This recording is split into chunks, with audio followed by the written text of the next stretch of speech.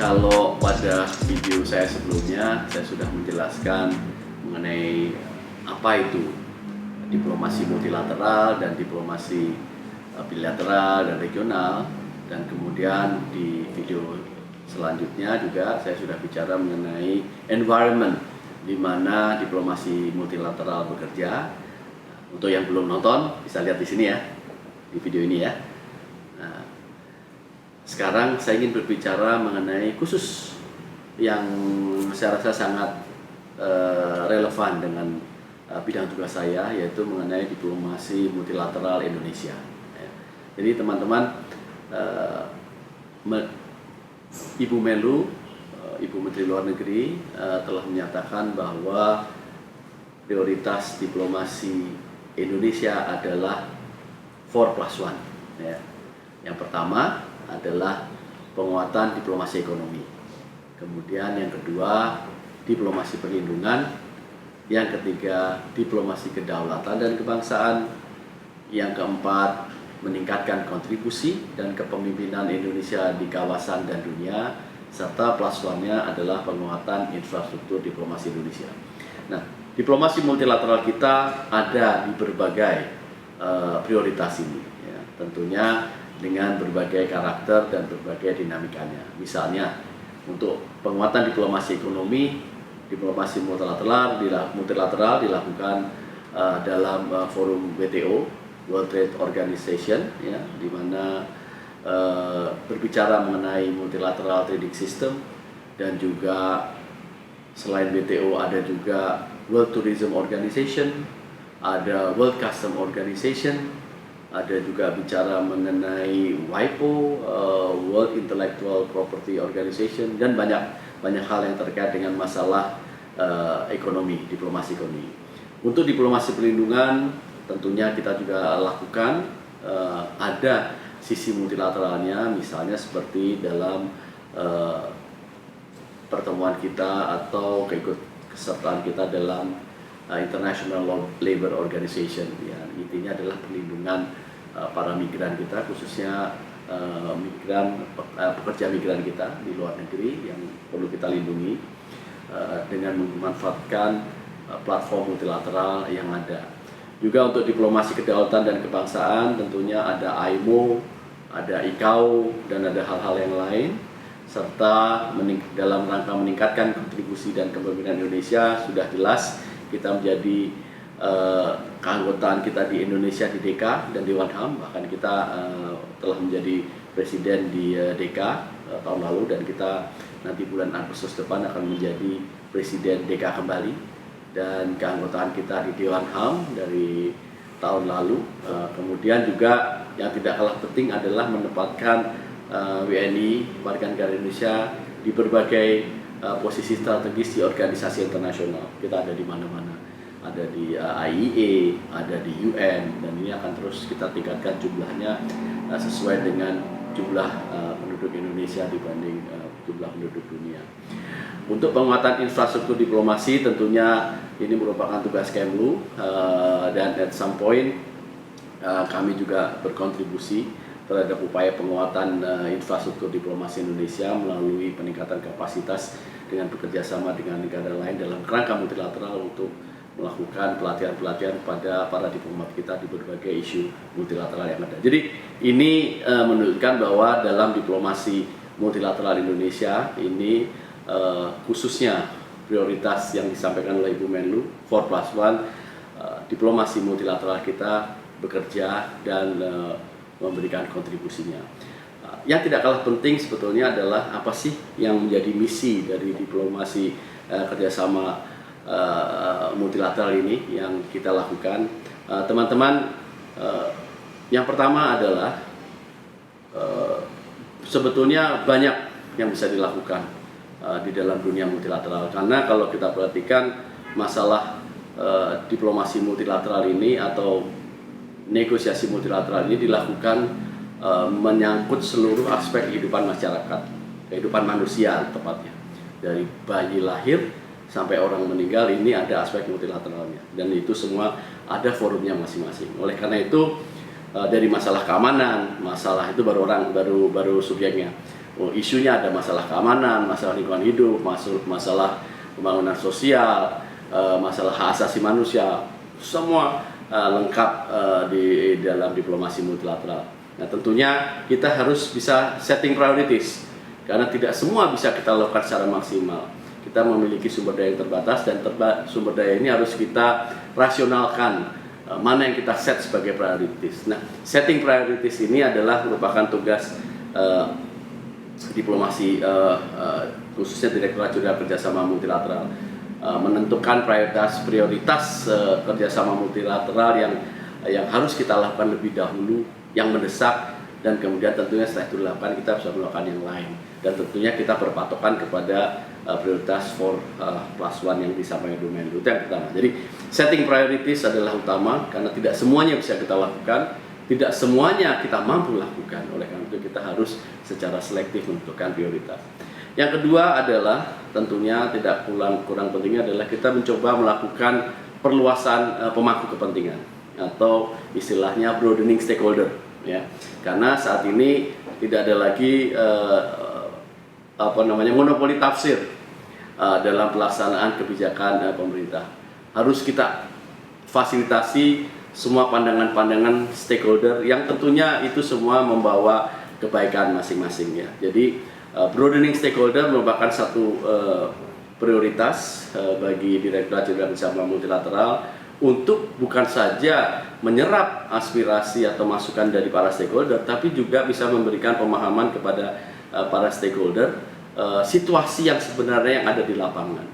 Jadi kadang-kadang ada gap antara ekspektasi dan realitas. Nah, gap ini yang coba kita perkecil. Kalaupun masih ada gap, ini yang harus kita sampaikan understanding, atau kita share understanding adanya gap ini, sehingga kita bisa bekerja lebih baik bersama para stakeholder untuk menutup gap yang ada.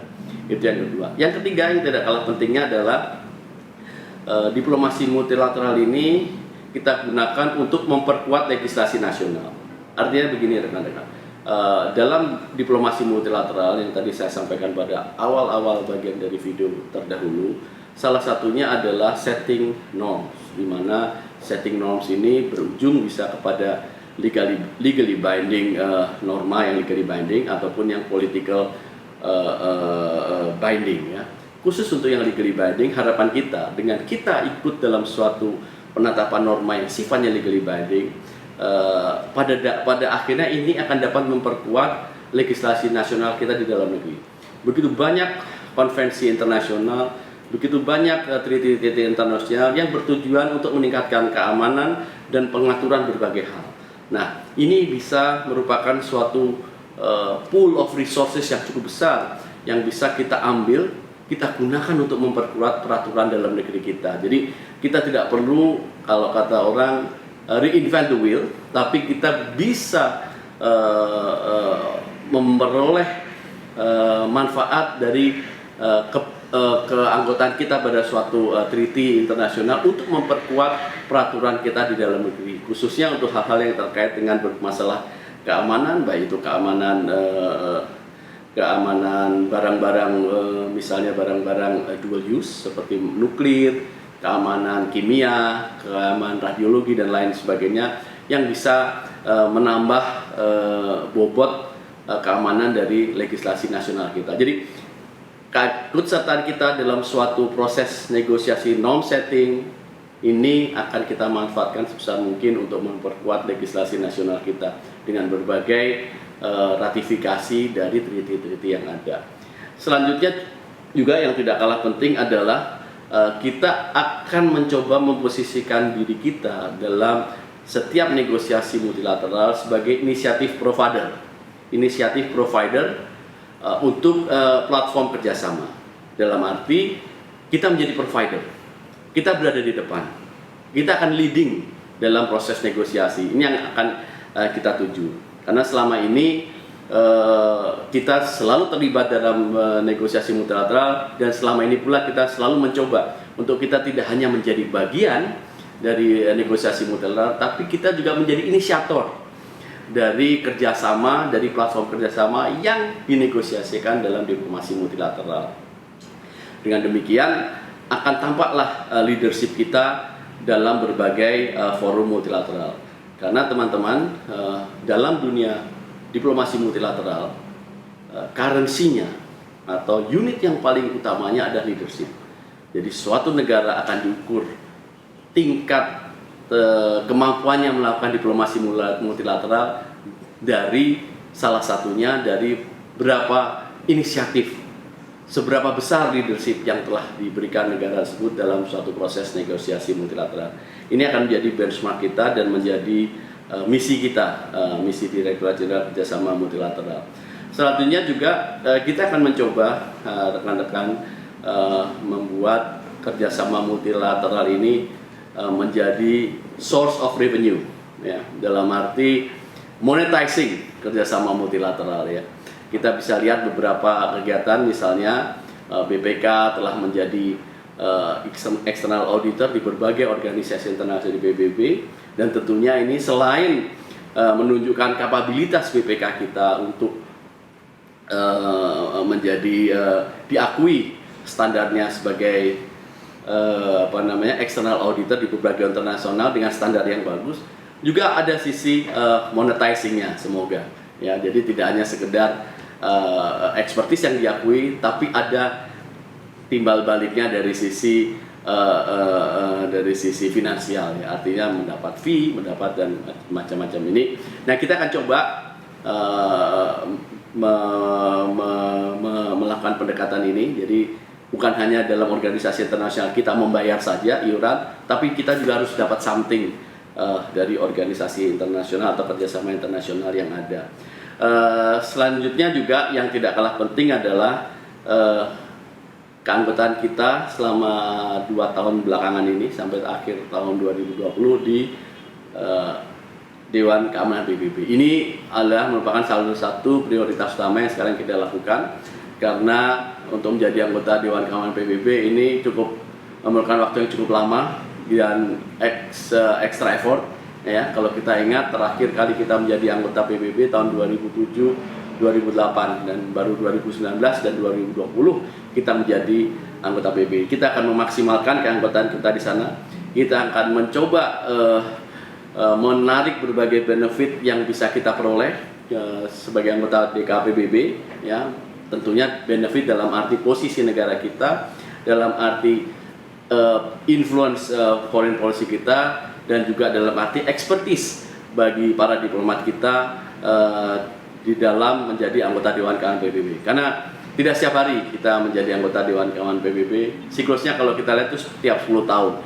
Jadi harus kita manfaatkan sebesar-besar mungkin untuk sebesar-besarnya untuk kepentingan politik luar negeri kita. Demikian kira-kira rekan-rekan sekilas yang saya bisa sampaikan mengenai diplomasi multilateral. Jadi dengan video yang kali ini berarti sudah ada 3 video yang terkait dengan diplomasi multilateral, dan harapan saya rekan-rekan bisa memiliki pemahaman yang lebih dalam mengenai diplomasi multilateral. Dan tentunya nanti di video-video berikutnya saya akan coba masuk ke isu-isu yang lebih spesifik. Ini kan isunya sangat luas tentang diplomasi multilateral. Nanti kita akan coba masuk video berikutnya untuk isu-isu yang lebih spesifik, misalnya diplomasi pembangunan, diplomasi keamanan, dan juga diplomasi bagaimana di Dewan Keamanan PBB yang lebih spesifik untuk video-video selanjutnya, supaya rekan-rekan dan teman-teman memiliki pemahaman yang sama paling tidak dengan saya mengenai diplomasi multilateral di berbagai forum global di dunia ini. Demikian, terima kasih, stay healthy.